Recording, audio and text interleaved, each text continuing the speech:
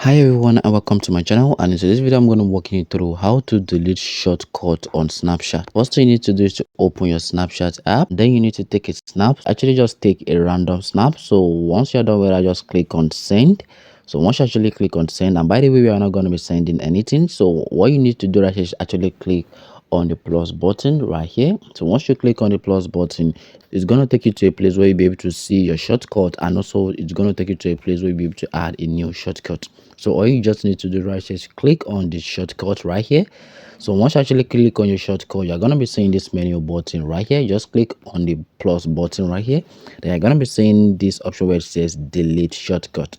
So once you actually click on delete right here, just click delete. So once you actually click on delete right here, shortcut is gonna be deleted successfully. Don't forget to give the video a like, and don't forget to smash the subscribe button.